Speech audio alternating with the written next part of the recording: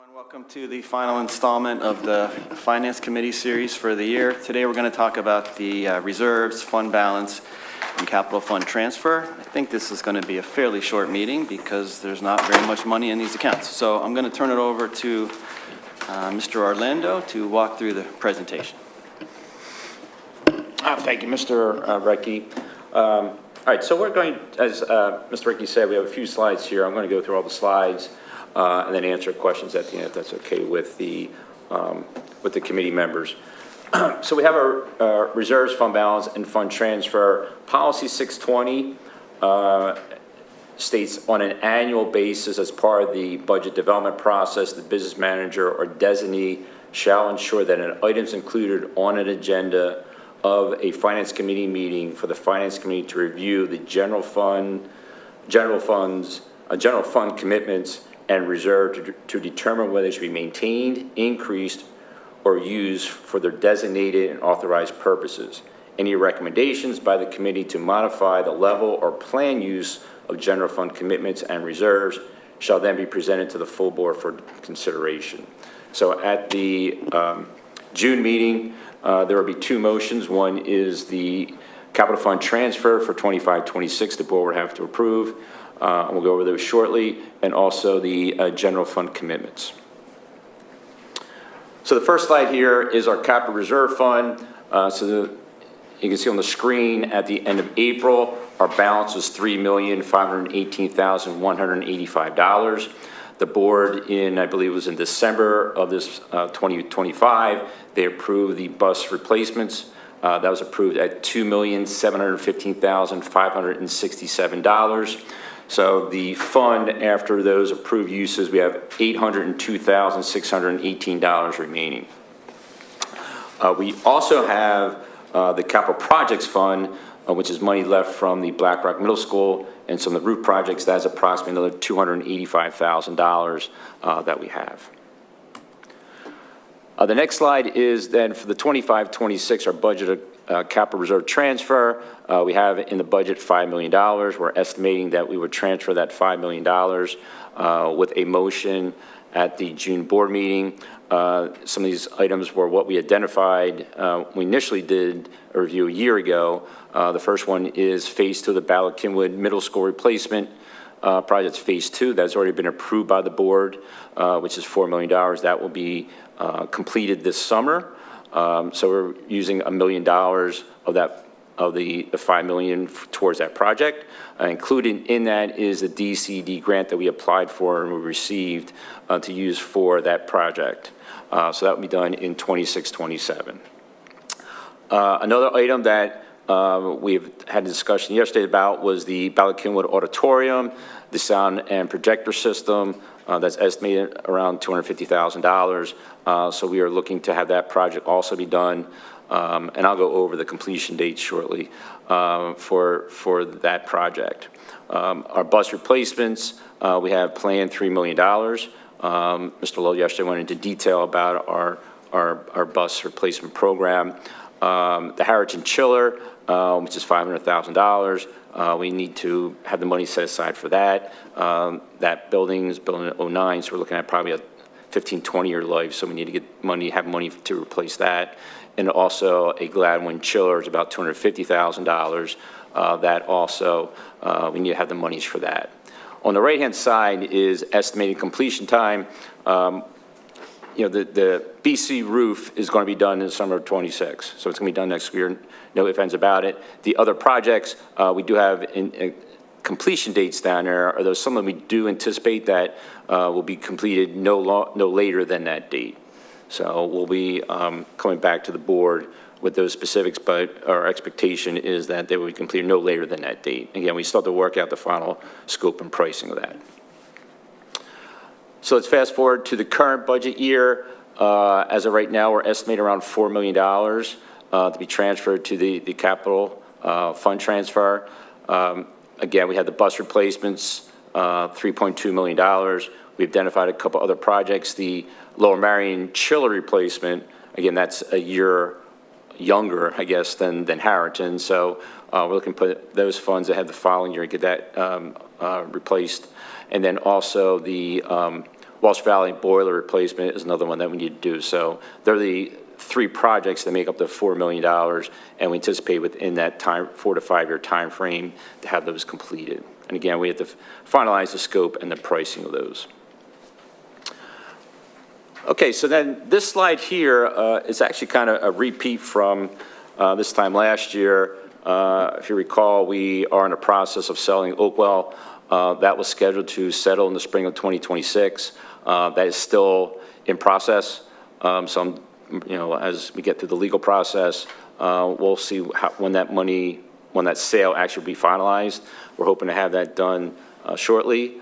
But again, there's a legal process, and that takes some time. So we did incorporate the $12.9 million in the current year budget. For some reason, if it does not get completed in time in the 25-26, we may have to modify our budget for the 26-27 and move it a year forward, but we're still working with legal counsel on that. And I left the same potential uses of the funds, the roof project, the bus replacement program, the DAO, and the roof projects, and the playground renovation. The only one thing I will note, if for some reason the Oakwell money gets delayed for a few more months, we'll have to maybe pivot and use the $3 million of the capital reserve and change that designation and put it towards our roof, because the project's going to start like June, right, when it gets out. I need to have the funds, so we may have to do some shuffling around of those, but I'll know that within the next few weeks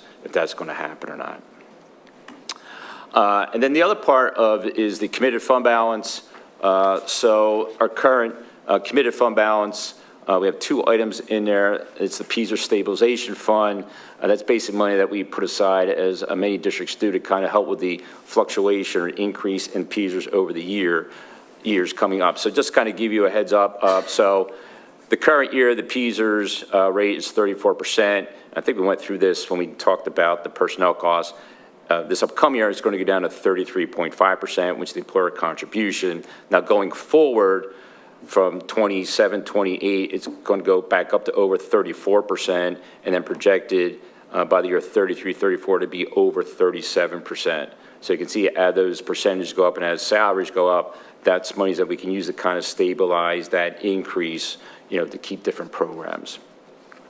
And then the other item is the other post-employee benefits. We have an actuarial study done by Conrad Siegel on evaluation. The latest report we have was over $11 billion. Just to give you an idea, when we did a presentation last year, the fiscal year end June 30, 2024 was $10 million. So that liability increased $1 million. So right now, we recommend for the time being, just leave it at $10 million and leave our commitments the way they are, and then we'll reevaluate them when we get a new evaluation report for the future years. And then just the Finance Committee calendar, obviously we're down the home stretch here. Having our meeting today, and then the final board meeting for the 25-26 school year is on June 15th, and that's when the final adoption of the 26-27 budget will occur. There will be other motions. We're still working on the homestead. We did get, just FYI, we did get our homestead information. The allocation is the same amount, like $6.2 million that we got this current year. We're still going through the number of approved homesteads, what that number is, but it should be around the same, roughly around the same ballpark in the homestead exclusion with that. So outside that, I don't have anything else. Open up for questions. I don't really have any direct questions either. I just will, and we've made this point many times, but I think it's important to just reiterate on the Oakwell slide, it's $12.9 million, and then there's this big list of projects. But the total cost of those projects is way more than the $12 million. The total cost of this is on the order of $50 million. So all the roofs, all the buses, all the exterior sports complexes, playgrounds, all of that. Yes. I don't want the community to have the impression that we're going to pay for all that stuff. Correct. We can probably pay for a roof and a half out of that. So. Yeah. Probably 1 or 2 roof projects is probably all it's going to count. It's not going to, so yeah, we need to then figure out funding sources for So those just other some, projects. global perspectives and reflections on this, This meeting was like 11 minutes because there's very little money in this account. I mean, I would love to have an account that had $40 million in it. We can go through, hey, this bucket is allocated for this chiller and this roof and this thing, and everything's on trajectory to have the money available when the charges hit. If this system was running optimally, that's where it would be. We don't have that, and so we're going to need some paradigm-shifting approach to fund these projects, or we're going to, some of these things are non-optional. Kids have to have a roof, kids have to have buses, some of this is mandated. There are some differences here, in wants versus needs, but a lot of this is necessary, and we don't even have the money for the necessary stuff. So this is going to be a big challenge going Yeah, forward. And we've made this point a lot. And Mr. Lowe gave an in-depth presentation yesterday regarding our needs, capital needs. So I don't have any specific questions. If there's any, I think Anna's on committee members first, so Anna has any comments? Juanita, do you have any comments to add? I don't think Sarah joined, so. Oh, Todd, this is Anna. Hey, I just morning. want to underscore your comment and how this plays into other financial needs in the district as a total, as a whole. So just continuing to lift up that global perspective and what we're able to do and not do, I think is important. Thank you. Thank you. All right, is there we have one community member, Samantha Florence. Do you have any questions for us today? Thank you for coming. I appreciate the audience. This question is online from Jason Prelak, Ballackinwood. The question is about the township, but perhaps he means the school district. Does the township holding debt, and if so, do we have a plan to pay it down? The school district has debt, about $150 million. The township also has debt, I don't know, it's $80 million. I mean, we've done a nice job what I would refer this person is to all the finance committee meetings, particularly the one we went through the audit report, we went through all this. It's $150 million of debt. Yeah. If you go to the audit report, which is online, you can see there's an It's all there. amortization schedule, like when all the payments are due and everything, so all that detail is in that report. Anything else, Ms. Buckman? All right, I think with had a that, quick- we'll Sorry, adjourn. can I just say one thing?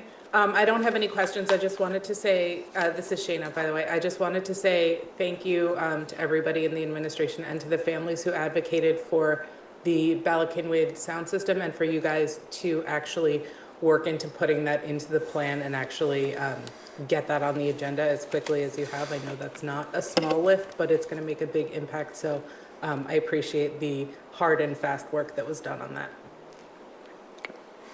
All right, thank you. So this ends our finance series for the year. We'll look forward to starting these again in December or January. All right, take care. Have a good day, everyone.